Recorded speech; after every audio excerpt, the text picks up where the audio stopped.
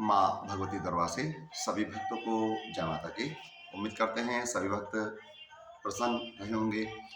और जैसा कि गर्मी बहुत हो गई है आजकल, ग्रीष्म ऋतु बहुत है और गर्म भी बहुत ज़्यादा हो चुका है।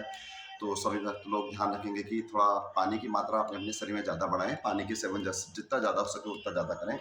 इसके साथ साथ थोड़ी जानकारी देना चाहेंगे कि मनुष्य को 5 प्रकार के ऋण चुकाने होते हैं। मनुष्य योनि में आने के बाद स्वतः ही इंसान 5 प्रकार के ऋणों से ग्रसित हो जाता है। इसमें सबसे पहला ऋण माता का ऋण, दूसरा पिता का ऋण, तीसरा गुरु का ऋण, चौथा धरती का ऋण और पांचवा धर्म का ऋण। और इन पांचों प्रकार के ऋण चुकाने के अलग अलग उपाय बताए गए हैं। जिस प्रकार की पहला ऋण माता का ऋण चुकाने के लिए व्यक्ति को कन्यादान अवश्य करना पड़ता है।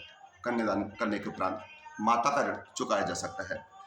पिता का ऋण चुकाने के लिए संतान का होना बहुत जरूरी है। जो जातक के ऊपर सब पिता का ऋण लगा होता है उसका संतान, ताकि वह अपने आगे को पितृकर्म का, अपने पूर्वजों का कर्म कर सके, इसे संतान ऋण और संतान का जन्म अवश्य माना गया है। गुरु का ऋण चुकाने के लिए लोगों को शिक्षित करना, असहाय लोग जो कमजोर प्रकृति के लोग हैं उनको शिक्षा देना, विद्या का दान करना, यही सर्वश्रेष्ठ गुरु ऋण चुकाने का तरीका बताया गया है। इसके साथ साथ धरती का ऋण चुकाने के लिए, धरती का ऋण चुकाने के लिए हमें समय समय पर वृक्षारोपण करना चाहिए, वृक्ष लगाने चाहिए।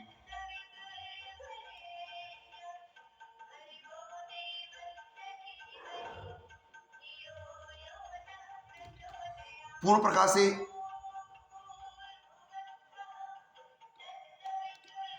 कहा जाता है पितृ अशांत हो तो पितृ अशांत करने के लिए, पितृ का ऋण चुकाने के लिए श्राद्ध, तर्पण, जप, दान विशेष महत्व माना गया है।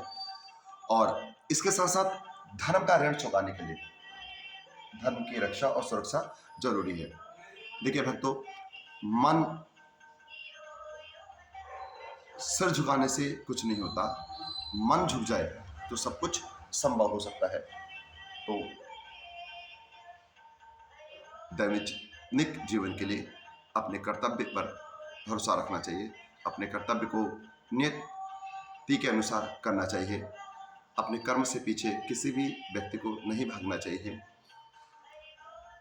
और इसके साथ साथ मातृ और पितृ सेवा वो जीवन में जरूरी होती है।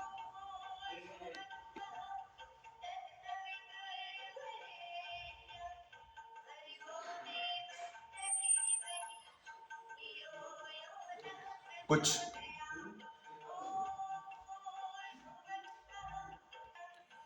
अगर व्यक्ति किसी समस्या से जूझ रहा हो, कोई समस्या का समाधान करना हो, या उसके लिए उसके पास कोई विकल्प नहीं हो कि उसे क्या करना चाहिए, तो उसकी जानकारी देना चाहूंगा।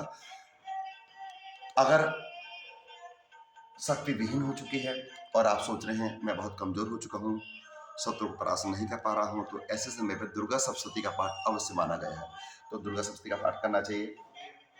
मन व्यक्ति का अगर मन अशांत हो, अगर व्यक्ति मन अशांत हो, समझ में नहीं आ रहा है कि क्या करना ही है चाहिए, आपको सही विकल्प की प्राप्ति नहीं होती है, तो उसके लिए श्रीमद् भगवत गीता का पाठ जरूरी माना गया है। इससे आपके मन को थोड़ी बल मिलेगा। प्रतिष्ठा प्राप्त करने के लिए, समाज में अगर आपकी प्रतिष्ठा कम हो रही है, आपका मान सम्मान कम हो चुका है, तो उसके लिए रामचरितमानस का पाठ उत्तम माना गया है। अगर परिवार में अशांति हो रही है, समय समय पर कलेश उत्पन्न हो रहा है, तो उसके लिए भगवान श्री सत्यनारायण का व्रत और कथा करनी चाहिए। परिवार में कोई बाधा हो, कोई परेशानी से जूझ रहे हो, तो ऐसे समय पे श्री बजरंग बाण का पाठ विशेष फलदायी माना गया है। अगर व्यक्ति के पास धन की कमी है, धन का संचय नहीं हो पा रहा है, अनावश्यक खर्चा हो रहा है, तो ऐसे इसके उपाय के लिए, इससे बचने के लिए कनकधारा स्रोत का पाठ विशेष महत्वपूर्ण माना गया है। और जैसा कि कनकधारा स्रोत की किताब आपको मार्केट में बहुत ही इजीली, सरलता से मिल जाती है। आप किसी बुक सेलर के वहां से जाके कनकधारा स्रोत के बुक्स खरीद सकते हैं। इसके साथ साथ अगर आपकी बीमारी ज्यादा ही है, लगातार बीमार से जूझ रहे हैं, असाध्य रोग लगे हुए हैं, तो उस असाध्य रोग को दूर करने के लिए, व्यक्ति की लंबी आयु प्राप्त करने के लिए महामृत्युंजय जाप का पाठ करना जरूरी माना जाता है। इसकी एक माला अगर आप रोज की करेंगे तो निश्चय ही आपको उसकी सफलता, उस रोग से मुक्ति मिलेगी। शत्रुओं से मुक्ति प्राप्त करने के लिए अगर जीवन में ज्यादा शत्रुओं की वृद्धि हो चुकी है तो दुर्गा चालीसा का पाठ करें। महामाई ने चाहा तो आपको इससे अवश्य आराम मिलेगा। कर्ज ज्यादा हो चुका है, कर्ज से आपकी मान प्रतिष्ठा कम हो रही है, लोग परेशान कर रहे हैं, तो इसके लिए ऋण मोचक मंगल स्रोत का पाठ करें। ऋण मंगल स्रोत का पाठ करने के लिए आप लड्डू का भोग अवश्य लगाएं, उससे आपके परेशानी का निवारण अवश्य होगा। इसके साथ अगर आत्मविश्वास की आपके अंदर कमी हो चुकी है, आपका आत्मविश्वास कम हो चुका है, समझ में नहीं आ रहा था हम क्या करें, तो उस समय हनुमान चालीसा का पाठ करें, अवश्य माना गया है। देखा जाए तो जिस समय सीता की खोज के लिए सभी वानर सेना को समुद्र पार जाना था, तो सभी वानर सेना ने हनुमान का बल याद दिलाने के लिए उसमें भी पाठ किया है, हनुमान चालीसा को दोहराया गया है, तो इसलिए हनुमान चालीसा का पाठ उत्तम माना गया है अगर आपका आत्मविश्वास कम हो रहा है। तो भक्तों, आगे के उस पर तब में फिर मिलते हैं। चैनल से जुड़े रहने के लिए चैनल को लाइक, शेयर, कमेंट अवश्य करें। इसके साथ साथ चैनल को सब्सक्राइब अवश्य करें ताकि हमारी आगे की वीडियो आपको मिलती रहे। और जैसा कि मैंने पहले भी कहा था कि इस सत्र से पितृ निवारण हेतु भागवत का आयोजन करने की सोची है। पहले ही भागवत श्राद्ध पक्ष में होना निश्चित हो रहा था, लेकिन श्राद्ध पक्ष महामाई का आदेश न होने के कारण ये भागवत आगे बढ़ाई जाएगी, जिसकी सूचना आपको इसी चैनल के माध्यम से दी जाएगी।